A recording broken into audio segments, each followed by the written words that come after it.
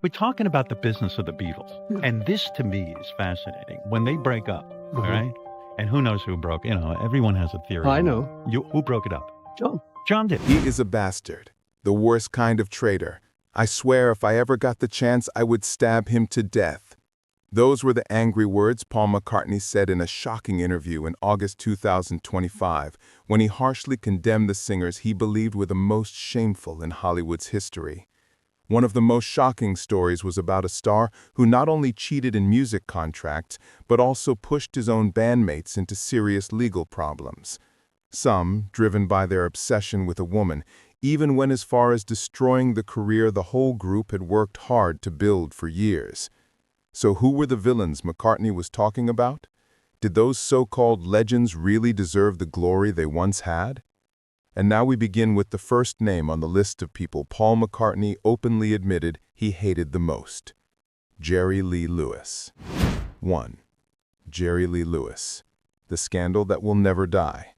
His marriage to his 13-year-old niece. Jerry Lee Lewis, one of the great legends of rock and roll, was once admired by countless fans, including Paul McCartney himself. But all of that admiration collapsed when Lewis got caught in a scandal that could never be excused: his 1958 marriage to Myra Gale Brown, his own niece, who was only 13 at the time. For McCartney, this was not only the fall of a musical hero, but also the harsh truth that someone like Lewis could still be celebrated while committing such sick and immoral acts. At that time, Myra was just 13, the daughter of one of Lewis's close friends. Ignoring both the age gap and all moral limits, Lewis boldly led the young girl to the altar. What shocked the public even more was the full approval of Myra's family, especially her father. They did not just accept the marriage, they even supported it. Tempted by the promises of money and financial security that Lewis offered, Myra's poor father saw the marriage as a chance to get rich. Lewis promised to take care of the family and pledged $100,000, an enormous amount back then. Because of that, they ignored all moral concerns and traded decency for money. For McCartney, who always believed in the values of music and loyalty, it was a crushing blow that left him shocked and deeply disappointed. What made it worse was that when the scandal broke, not only did Myra's family stay silent, but so did the media, and most painfully, the music industry itself. This silence made McCartney even angrier. He could not understand how someone capable of such inhuman acts could still be considered a legend. In one interview, McCartney bitterly said, "How can a great artist do something so wrong and still be praised and honored?" To him, it felt like the entire music industry had abandoned the very values he had spent his life defending. And it did not stop there. The way Lewis behaved during his marriage to Myra disgusted McCartney even more. Many accounts described not only Lewis's twisted tendencies, but also his violent and controlling behavior. Lewis was said to have abused Myra, often demanding total obedience, while filling their home with alcohol and drugs. The wild, sinful late-night parties he hosted filled McCartney with even more disgust, making him believe that fame and music were being used by some to control and degrade others in ways that were truly shameful. What hurt McCartney most was the long silence of the music world about the scandal.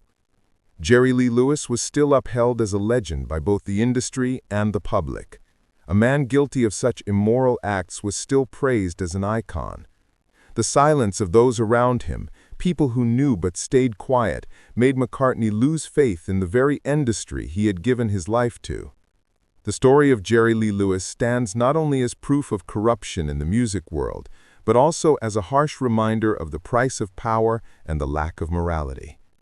Even though Lewis carried on with his career after the scandal, the shadow of it and the hatred he caused became a permanent stain that could never be removed.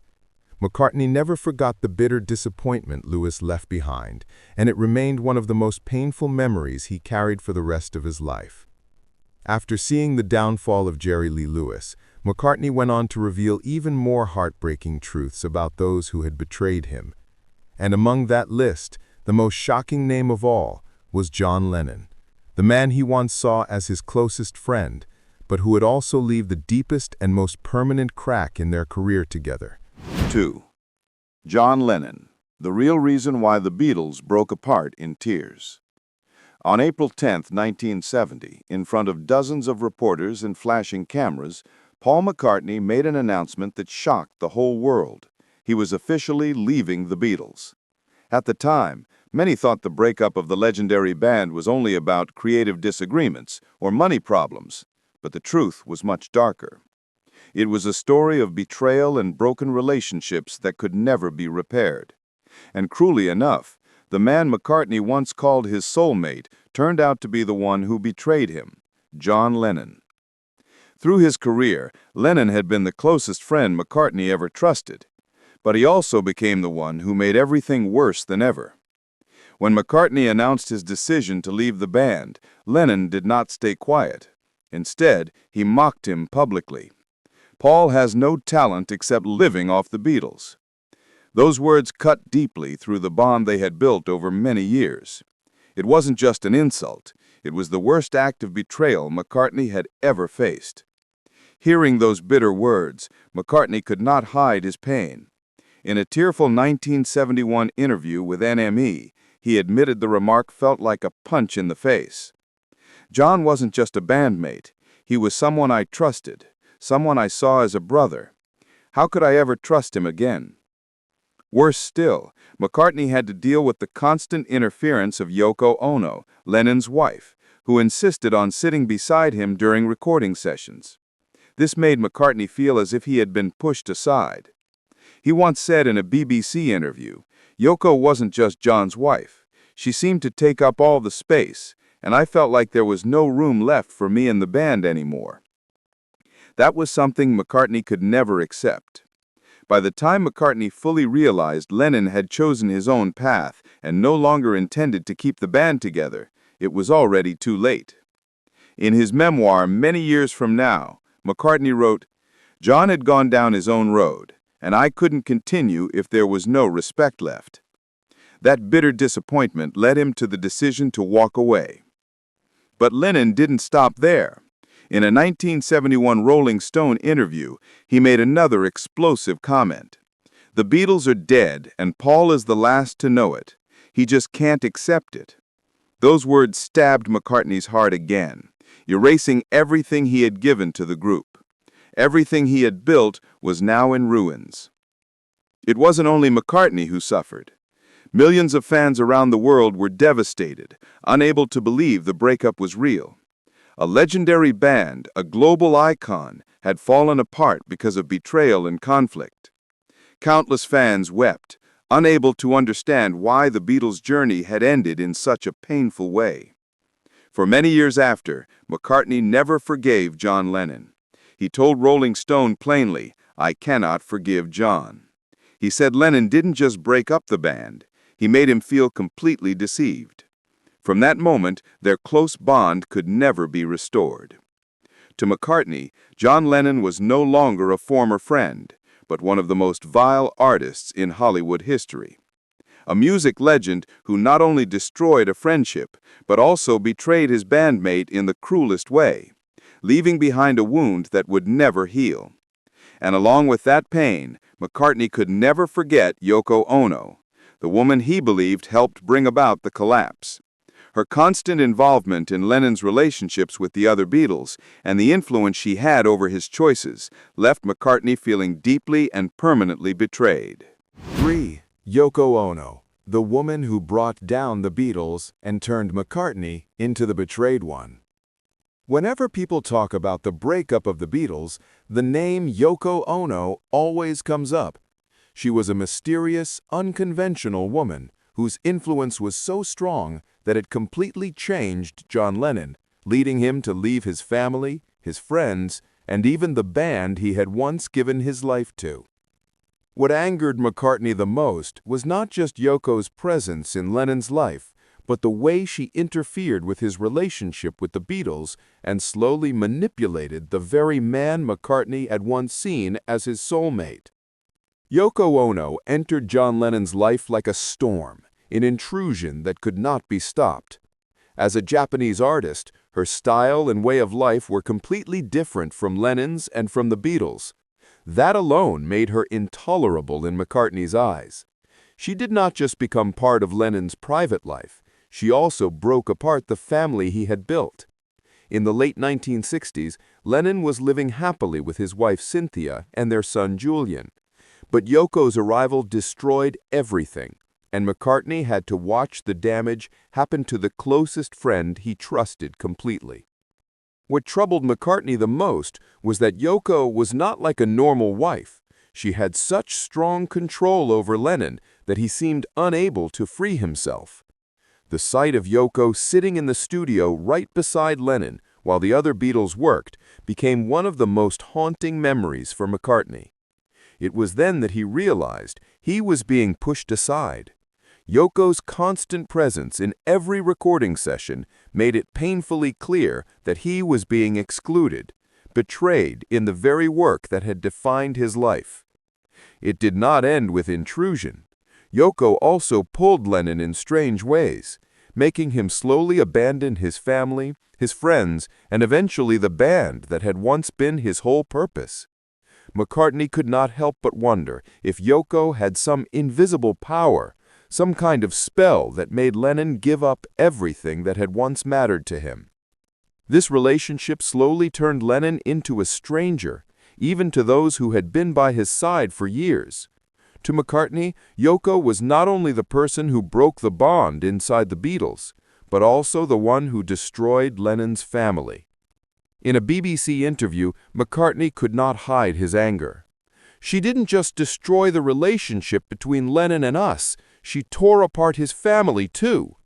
Everything, from friendship to love, was ruined by Yoko. I cannot forgive that. She dragged Lennon out of the group and left nothing but devastation." For McCartney, it was a shock he could hardly believe. He lost not only his closest friend, but also the band he had always seen as his second family. What scared him even more was that after marrying Yoko, Lennon no longer seemed like himself. He became cold, distant, and unrecognizable. To McCartney, it felt like the friend he once loved was now completely controlled by someone else. The relationship between McCartney and Yoko Ono grew more tense with time, becoming a silent but endless battle. McCartney felt as if he had been cast out of the world he had spent his youth building. His friendship, his career, and his love for music all seemed torn apart by Yoko's presence. To him, Yoko was not just the image of betrayal, she was also a symbol of manipulation in the music world. She convinced him that the industry no longer had space for true friendships. And when Yoko finally took full control over Lennon, the golden age of the Beatles came to a permanent end. That collapse left deep wounds in McCartney's heart and forced him to question the very values he had held all his life. From the scars Yoko left behind, McCartney soon turned his anger toward another name in the music world, Mick Jagger. The relationship between these two legends went far beyond artistic rivalry. It was full of public insults and bitter attacks. Jagger's arrogance and sharp remarks made McCartney feel insulted, humiliated, and cruelly undermined. 4. Mick Jagger, the arrogant man who constantly tried to bring down the Beatles to lift himself up. Mick Jagger was not only known for his powerful stage presence, but also for his tricks, boldness, and arrogance that made him stand out in the music world. Yet to Paul McCartney, Jagger was never just another star. He was one of the singers McCartney saw as among the worst in Hollywood history. The reason was clear. Jagger always used his fame to push the Beatles down, belittling his rivals to raise himself higher, all while constantly insulting his peers. In 1969, during an interview with The Guardian, Jagger bluntly said, "The Beatles are the past. We are the future of music." Those words struck McCartney and the rest of the band like a heavy blow to their pride. But that was only the start of a bitter music war that Jagger himself fueled. He didn't stop at bold remarks. He cleverly used the press to increase tension between the two bands, shaping the Rolling Stones as the modern, fashionable group, while painting the Beatles as an outdated symbol, creatively exhausted and left behind. By 1970, when the Beatles officially broke up, Jagger wasted no time mocking them. In an interview with Rolling Stone, he casually said, "The Beatles are dead. We are the innovators, while they only know how to recycle the old." For McCartney, this was not just an insult, it was a dagger straight into his pride. But for Jagger, building his image was always the top goal, and the fastest way to do it was by stepping on others. Jagger's games didn't stop with words. He used even more cunning methods to widen the gap between the Rolling Stones and the Beatles. When McCartney left the group, Jagger quickly took the chance to highlight what he called the Beatles' failure. In the years that followed, Jagger and the Stones often repeated that the breakup proved the Beatles had run out of ideas and couldn't keep up. They spread rumors, exaggerated conflicts, and planted the idea in the public's mind that the Beatles were outdated and unable to create anything new. Jagger's ruthlessness showed not only in what he said, but in how he manipulated public opinion, turning the Beatles' fall into a stepping stone for boosting the Stones' image. "We are the most creative band, while they are nothing but has-beens," Jagger arrogantly declared, never realizing that this very arrogance was what made McCartney see him as one of the most despicable figures in the industry. Eventually, when things went too far, McCartney could no longer stay silent. In a furious interview, he openly admitted that Mick Jagger always saw himself as the best, and that he never stopped tearing others down just to make his own ego bigger. To McCartney, it was impossible to understand how a supposed friend and colleague could act with such cruelty. Jagger's actions not only hurt McCartney personally, but also damaged the Rolling Stones' image in the eyes of the public. His antics left McCartney humiliated and created a lasting break in an already fragile relationship. Jagger may have succeeded in building an image of power, but the cost was the cruelty and bitterness he left behind. And no matter how much time has passed, the rift between McCartney and Jagger has never healed. Jagger's behavior didn't just pull down a legendary band. It left behind the lasting mark of a man willing to use every trick possible to climb higher on the ruins of others. Yet even though Mick Jagger was one of the people McCartney despised the most, there was still another figure just as ruthless and just as dangerous, who left scars McCartney would never forget. That figure was Phil Spector, the man McCartney swore he could never forgive for his chilling manipulations. 5. Phil Spector, a music producer, but also a manipulator and a threat. When Paul McCartney looks back on the time he worked with Phil Spector, what he remembers is not just a skilled producer, but the image of a manipulative figure in the music industry. A man who used control and power to dominate everyone around him. Although Spector was often praised as a genius for creating a unique sound in Let It Be by the Beatles, in truth, he was someone who forced, pressured, and exploited his colleagues, making McCartney endure tactics so vile they were almost unthinkable. From the very beginning of recording Let It Be in 1970, conflict between McCartney and Spector was unavoidable. As the main creative force behind the album, McCartney wanted to keep full control of the project. But Spector constantly interfered, demanding that McCartney change details he considered essential to the work. Every choice, every note had to match Spector's demands, no matter what McCartney thought. But the real problem went beyond creative disagreements. It was the way Spector used his power to manipulate so harshly that he threatened not only McCartney's career, but even his life. His intimidation was not limited to words. He turned to violence to make McCartney obey. During one heated argument, Spector pulled out a gun, pointed it straight at McCartney, and said coldly, "You'll do as I say, or this album will never be finished." That was not just a crazy threat, but a terrifying act of violence McCartney would never forget. In an interview with Rolling Stone, he admitted, "That was the first time in my life I felt I had completely lost control. I couldn't believe someone could abuse their power to push me that far." What angered McCartney even more was how Spector took advantage of his weak position within the Beatles. Spector went as far as demanding McCartney sign a contract with him, warning that otherwise the album would never be released. Financially, he forced McCartney to give up a huge share of the profits from Let It Be, almost $500,000, a massive sum at the time. McCartney saw this as openly unfair, especially since Spector had taken over every part of the process. Spector's dirty methods did not stop in the studio. He dragged McCartney's family into the fight as another way to put on pressure. After McCartney refused some of his demands, Spector reportedly began sending indirect threats to Linda McCartney and the family. Rumors spread that he had made phone calls and sent threatening letters, leaving McCartney afraid not just for his career, but also for the safety of his loved ones. The impact of these actions was devastating. McCartney faced not only large financial losses, but also deep emotional wounds. With all the manipulation, threats, and cruelty he suffered, McCartney stopped being a free artist and instead became a victim, trapped and exploited until he nearly broke. For this reason, he never hesitated to call Phil Spector one of the most vile figures in music history.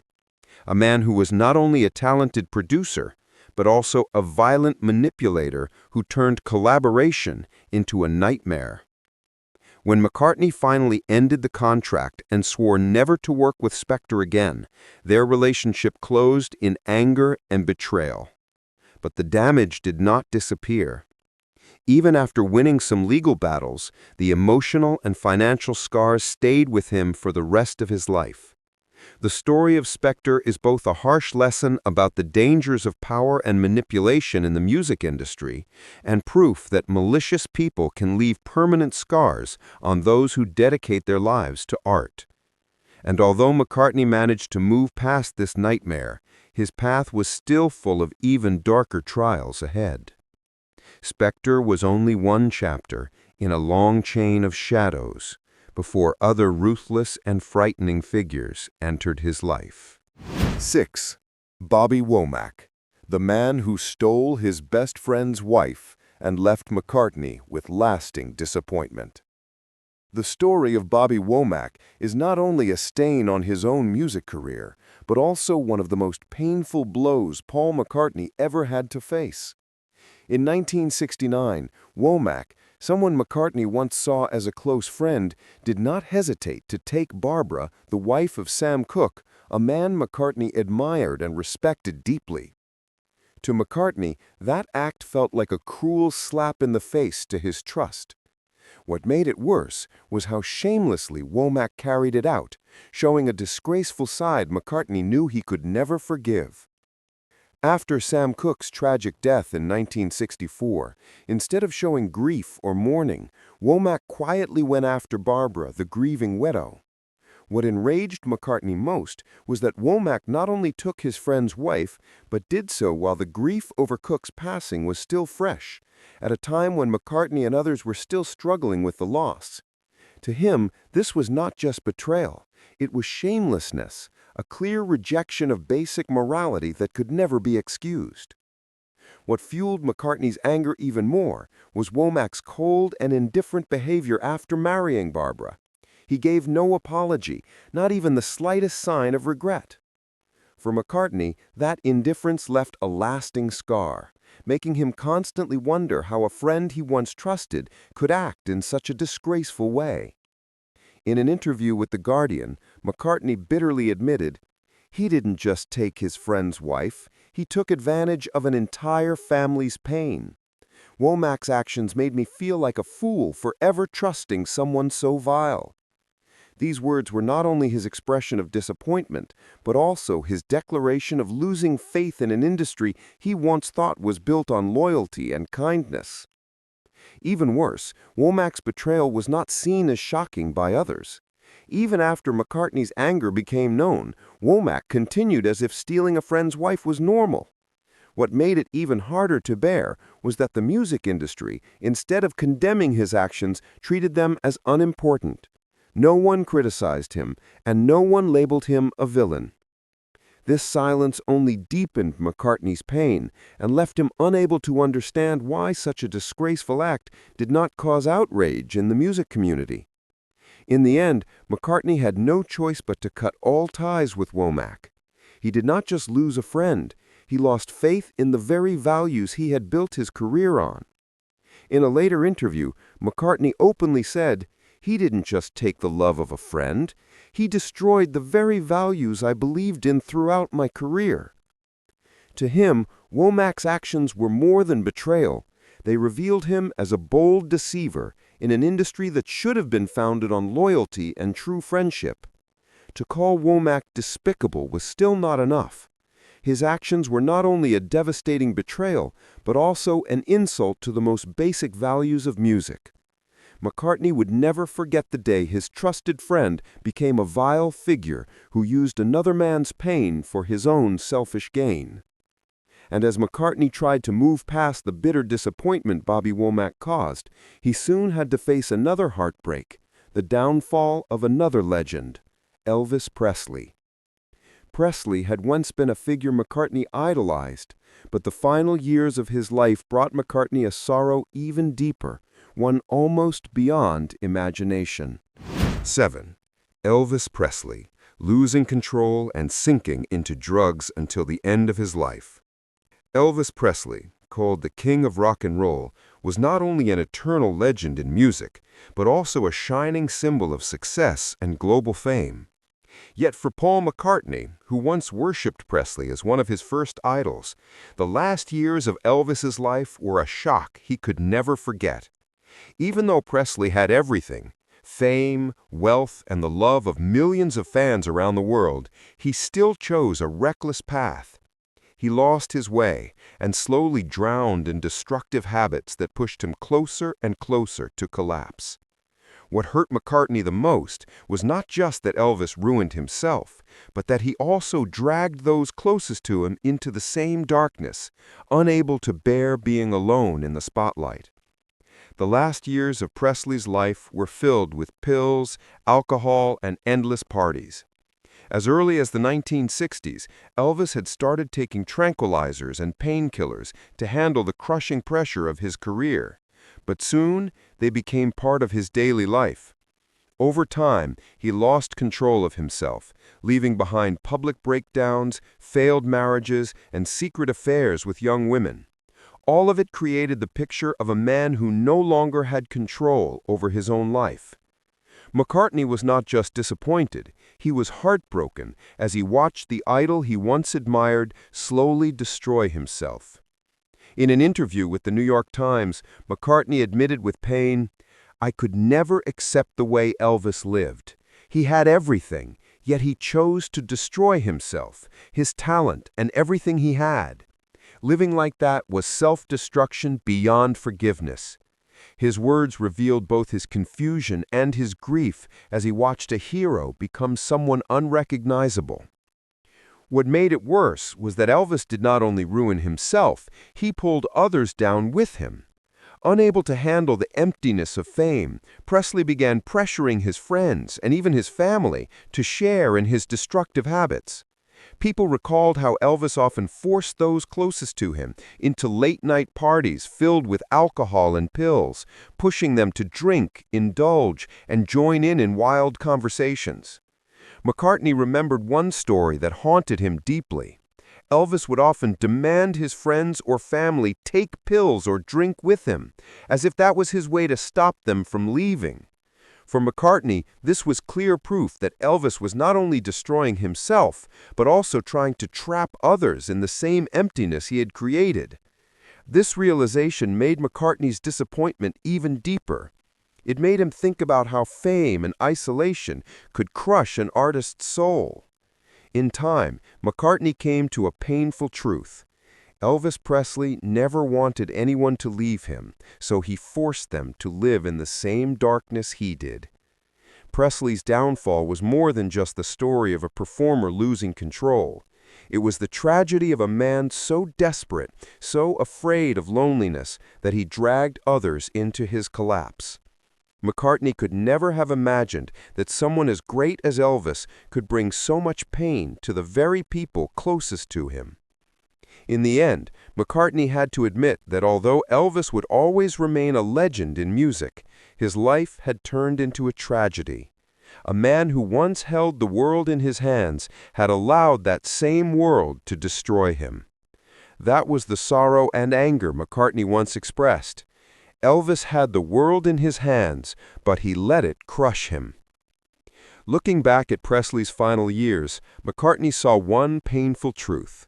Fame never guarantees happiness.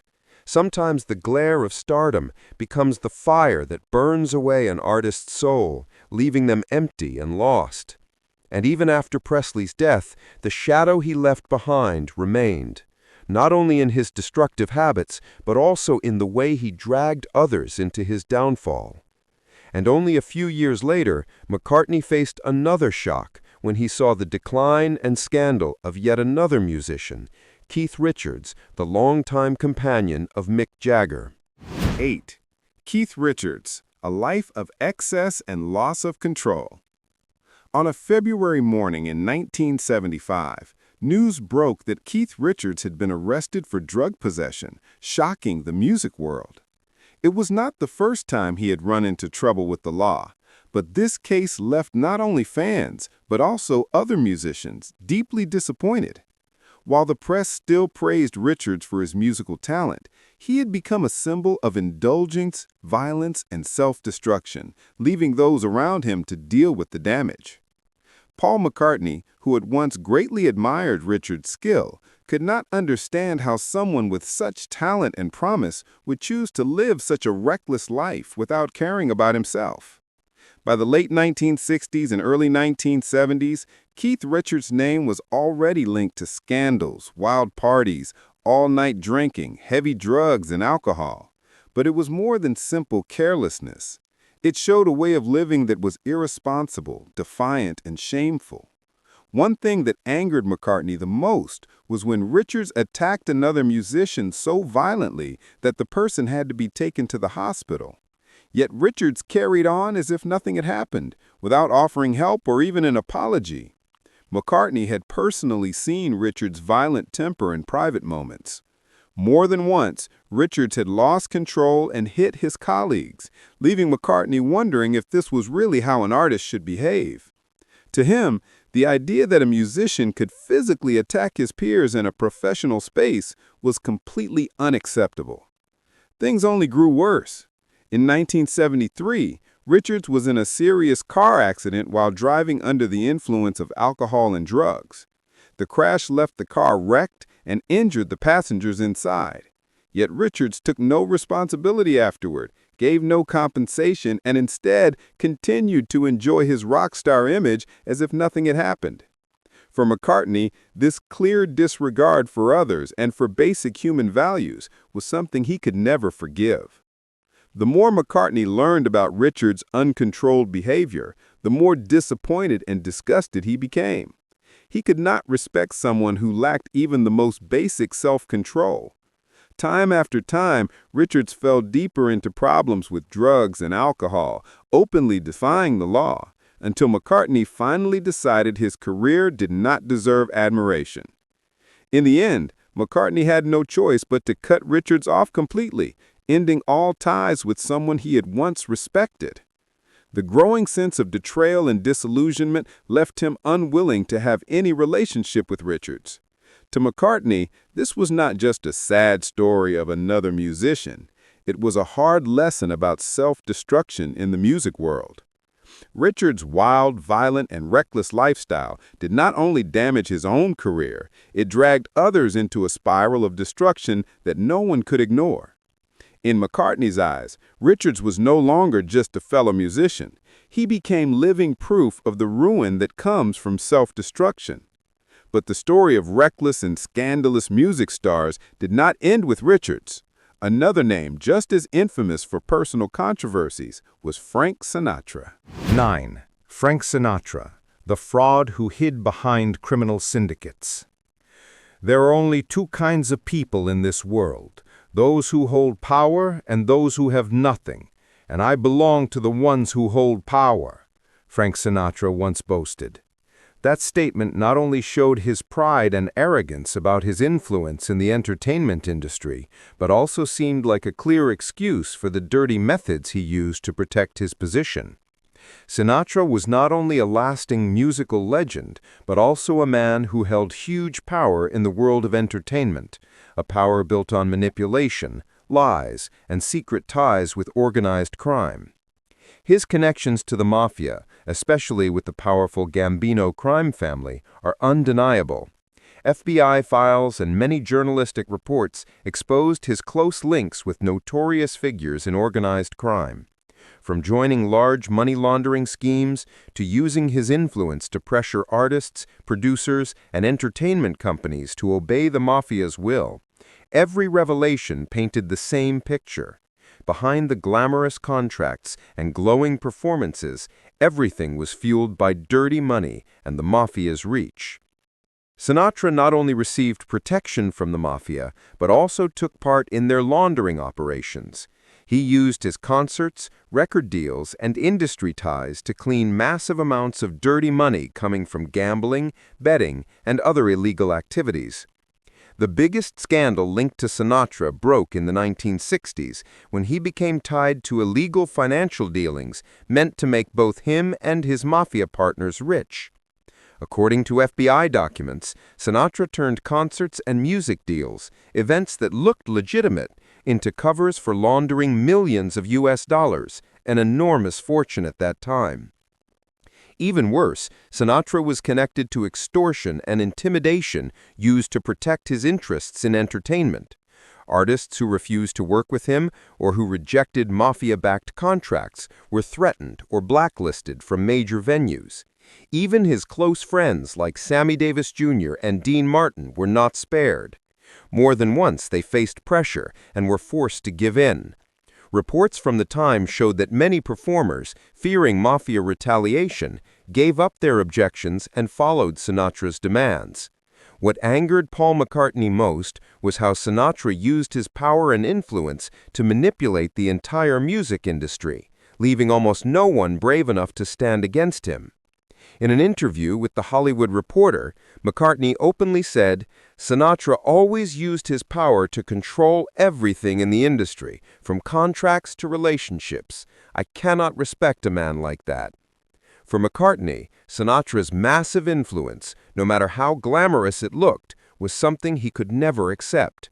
He could not respect an artist who built his career on lies and manipulation, especially when those hidden deals harmed the lives of countless other musicians.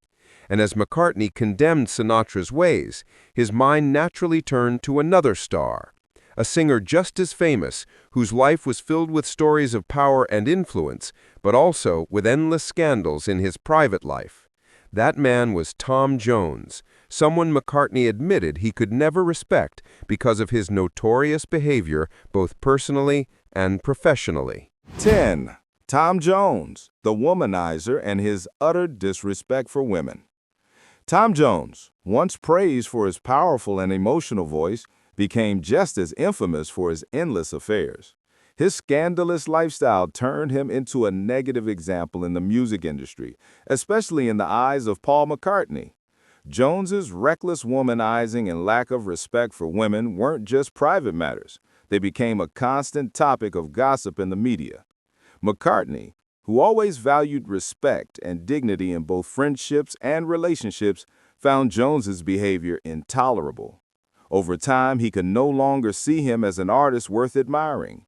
Jones was notorious for juggling multiple women at once, often without even trying to hide it. His affairs were not kept private, but instead flaunted before the press and public. At one party, he was seen laughing and flirting with 3 women at the same time, each convinced she was the only one. For McCartney, this wasn't just casual flirting. It showed Jones's contempt for women, treating them as nothing more than tools for his own pleasure. His recklessness went even further. Jones was linked to high-profile women such as Bridget Bardot, Priscilla Presley, Elvis Presley's ex-wife, and even Catherine Zeta-Jones, the wife of Michael Douglas. These affairs caused media frenzies and sparked heated disputes in the entertainment world, leaving many disturbed by how openly he disrespected women. What made things worse for McCartney was hearing about Jones betraying his own wife, Linda, while touring. Stories spread of him sneaking away with female fans immediately after shows. For McCartney, such behavior completely destroyed any respect he once had for Jones. This conduct didn't just damage Jones's personal reputation, it also led to colleagues distancing themselves and fans losing admiration for him. McCartney, who placed great value in integrity, finally cut all ties. In an interview with The Guardian, he said bluntly, "Jones doesn't know how to respect women. He only uses them to keep his fame alive. That is selfish and irresponsible. I cannot respect someone like that." These words summed up not only McCartney's disappointment, but also his outright condemnation of Jones's behavior. To McCartney, Jones's indulgent lifestyle raised a deeper question. What truly makes an artist respectable? His final verdict was harsh but clear. He could not see Jones as a role model. Though Jones continued his career, his countless affairs left a lasting stain in the minds of many, especially McCartney. The story of Tom Jones became a warning of how fame and power in the entertainment industry can be twisted to exploit others, particularly women. 11. Michael Jackson, a musical legend whose scandals never let him go. Michael Jackson, once praised worldwide as the king of pop, with timeless songs and legendary performances, left a scar in Paul McCartney's heart that never truly healed. They had once been friends, collaborators, and partners in creating unforgettable music. But in the end, Jackson became one of the people who caused McCartney the deepest pain and disappointment. This was not only because of the scandals that surrounded Jackson's personal life, but also because of his direct and ruthless betrayal of McCartney in music itself. At first, McCartney saw Jackson as a young and passionate ally. Together, they created classics like Say, Say, Say.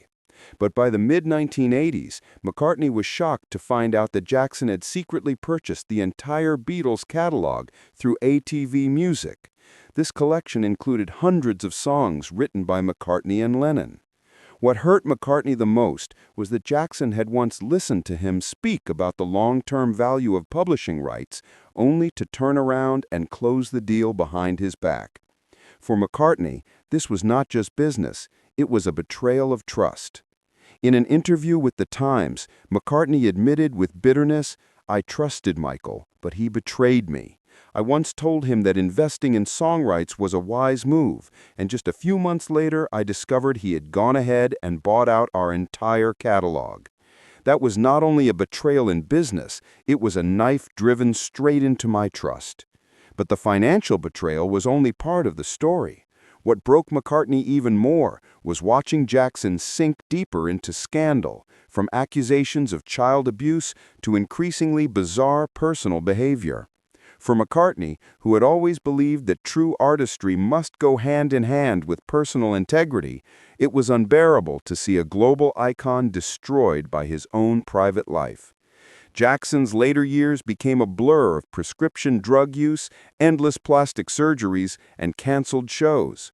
McCartney watched and saw a legend slowly ruin himself, much like Elvis Presley had years earlier.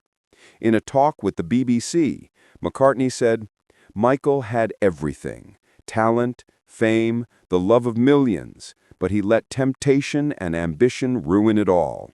And what saddens me most is that he was once my friend, once a colleague I truly valued."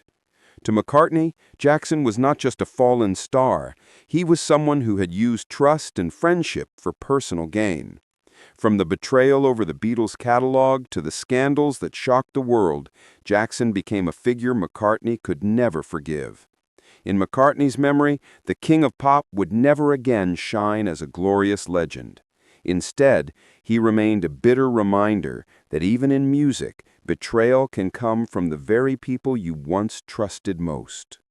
So now we have gone through the list of names Paul McCartney saw as the most wicked in Hollywood's history.